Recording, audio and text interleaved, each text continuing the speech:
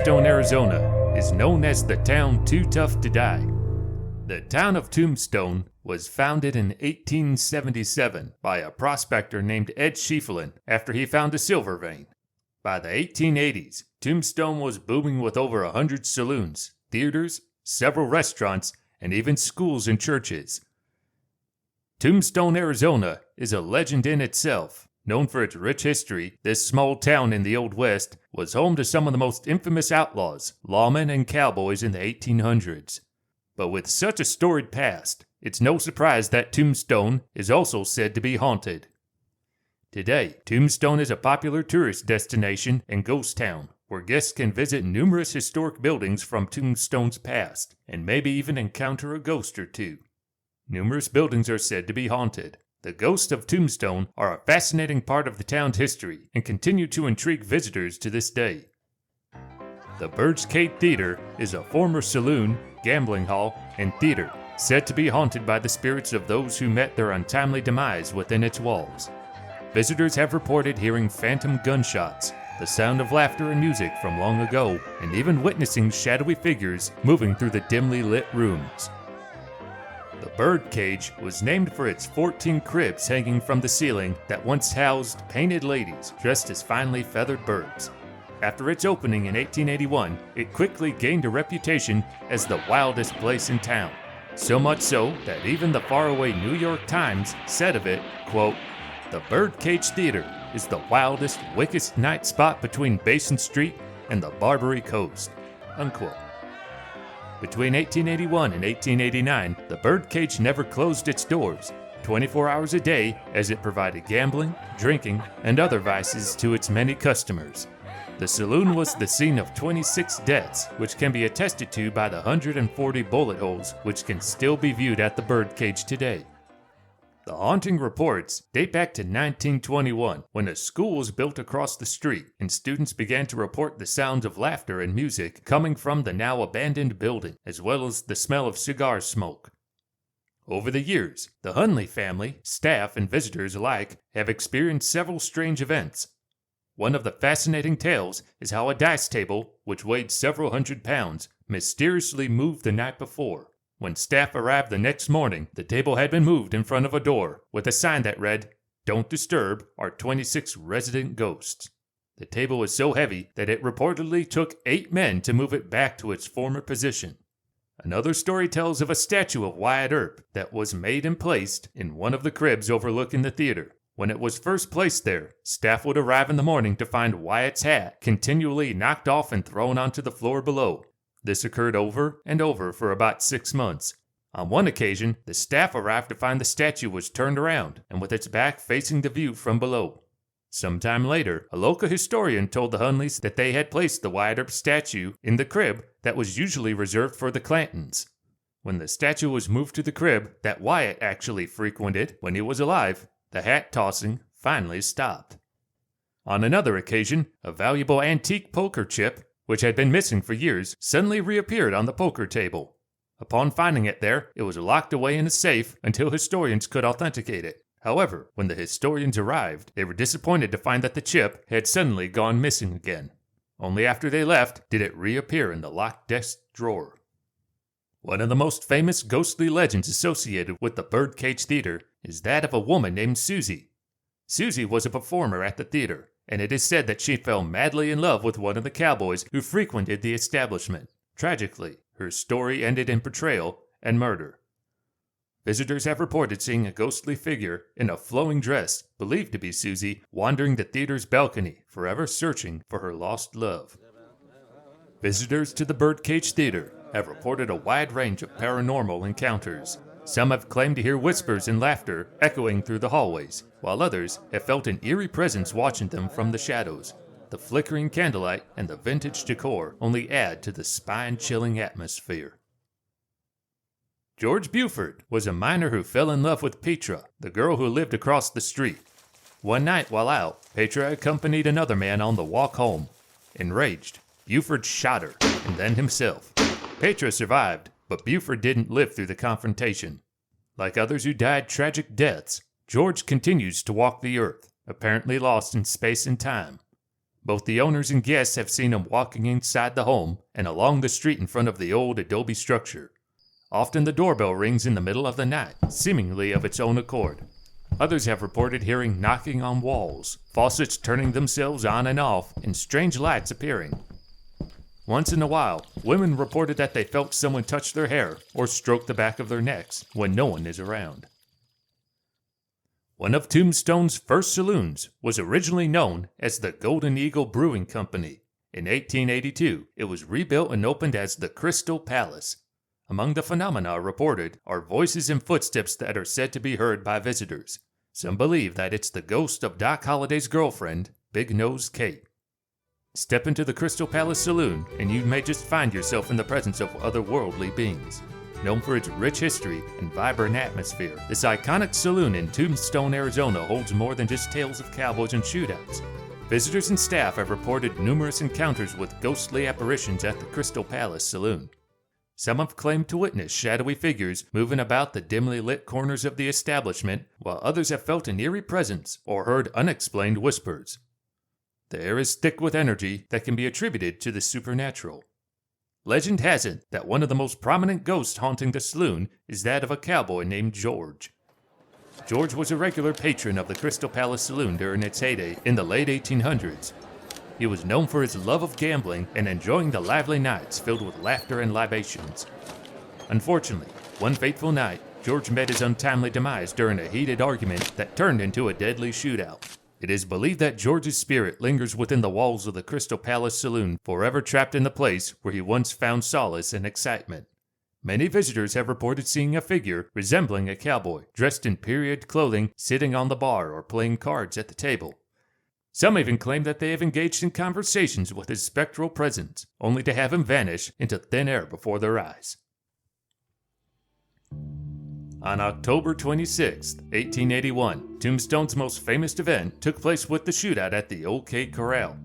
While Virgil Earp, his brothers Wyatt and Morgan, and Doc Holliday all walked away, Frank and Tom McLaury, along with Bill Clanton, were shot and killed on the spot. Many claim to have witnessed ghostly apparitions and heard disembodied voices echoing through the corridors of this historic landmark. Visitors have reported chilling encounters with the spirits of the fallen, as if echoes of that fateful day have been trapped within the very walls of the OK Corral.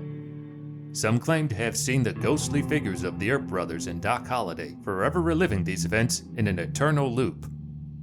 Others have described encounters with shadowy figures lurking in the dimly lit corners of the corral, their presence sending shivers down the spines of those brave enough to venture close. Nestled in the heart of Tombstone lies the hauntingly captivating Boot Hill Graveyard, aptly named for the number of men buried there who died with their boots on. This historic cemetery, with its weathered tombstones and eerie atmosphere, serves as the final resting place for the restless spirits of the town. Gravestones weathered by time and the desert winds bear witness to the tales of those who met a fateful end in this unforgiving frontier town. Names like Three-Fingered Jack and Two-Gun Frank echo through the ages, their stories etched in the annals of Tombstone's history. Legend has it that the spirits of these notorious outlaws and lawmen still roam the grounds of Boot Hill Graveyard, forever tied to the land they once ruled with fierce determination. Many visitors have reported strange occurrences and unexplained phenomena during their visits, from whispers in the wind to inexplicable cold spots in the midst of the scorching Arizona sun. One particular grave that draws both curiosity and trepidation is that of the infamous gunslinger Billy Clanton. Known for his involvement in the legendary gunfight at the OK Corral, his restless spirit is said to wander the graveyard, forever seeking justice for his untimely demise. The ghost of Clanton is also said to rise from his grave before walking along the road back to Tombstone. Originally built in 1882, served as the seat of justice for Cochise County in Arizona. It witnessed numerous trials, some of which involved notorious outlaws and legendary lawmen. The building itself exudes an eerie ambience with its weathered stone walls and creaking wood floors that have borne witness to the dramas and tragedies of the past. Legend has it that the spirits of those who met their fate under the watchful eye of the courthouse judges still roam its halls. Visitors have reported hearing disembodied voices, feeling sudden drops in temperature, and witnessing unexplained phenomena. The apparitions of cowboys, saloon girls, and even the infamous gunslingers of Tombstone's past are said to materialize. One of the most notorious spirits rumored to haunt the courthouse is that of a ghostly judge, forever presiding over the courtroom in spectral silence. Witnesses claim to have seen this ethereal figure dressed in a black robe, his stern gaze fixed upon an invisible jury as if passing judgment from beyond the grave. The popular Big Nose Kate Saloon of today first got its start as the Grand Hotel in September of 1880. Declared as one of the finest hotels in the state, during the hotel's first few years, it often housed some of Tombstone's most famous residents, including Wyatt and Virgil Earp, Doc Holliday, and the Clanton Gang when they came into town. In fact, Ike Clanton and two McClary brothers were registered guests the night before the famous OK Corral gunfight.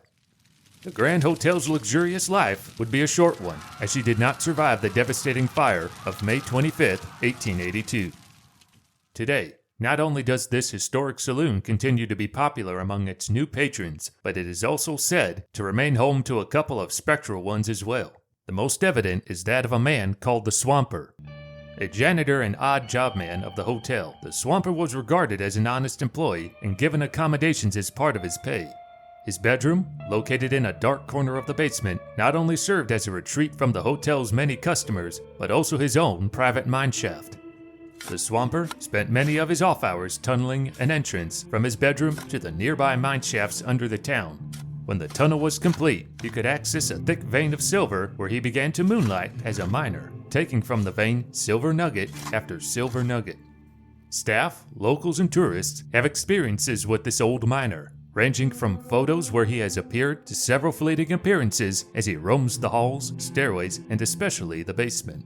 Part of the legend claims that the Swamper hid his silver somewhere in the building and returns to protect it. Other appearances have been made by fleeting cowboy spirits seen at the bar, standing in doorways, and by one account, knocking over beer cases in the basement. Other witnesses have claimed to have heard phantom people singing and talking in the deserted rooms, reported that things fall to the floor of their own accord, doors open and close with unseen hands, lights turn on and off by themselves, and silverware has been known to go flying off tables. Mannequins on the false balcony have seemingly moved, and sometimes are even tossed from the balcony. The sounds of footsteps and muted voices are often heard coming from the basement when no one is down there. Areas in the saloon also experience extreme cold spots and gusts of cold air. One story tells of the building's owner and several employees exploring one of the old tunnels which belonged to the Swamper. They soon discovered that it still led all the way to the old shafts of the Tough Nut Mine. They made their way back to the basement, but as they approached Swamper's tunnel, they heard a loud moaning and heavy footsteps coming down the stairs leading to the tunnel. Sure that someone had come into the building, they came out of the tunnel, immediately searching the premises, only to find the building empty and the doors still locked. The streets of Tombstone themselves are said to be the pathways of many a lingering spirit, one of which is the long-dead Marshal Fred White, who was accidentally shot by the cowboy faction leader Curly Bill Brocious on October 28, 1880. White was the first marshal of Tombstone and had gained the respect of the Clanton Gang, and in fact had arrested the cowboy members on several occasions, rarely having any problems when doing so. In the early morning of October 28th, Curly Bill and several of his cohorts were making sport by shooting up the town. When White went to disarm the gunman, a shot was accidentally fired, hitting White in the groin. Though it was thought that he would make a full recovery, 2 days later he died. Today he is said to haunt the street in front of the shooting site, right outside the Birdcage Theater. Another ghostly cowboy, that of a man moving along in a long black frock coat, has also been seen on several occasions.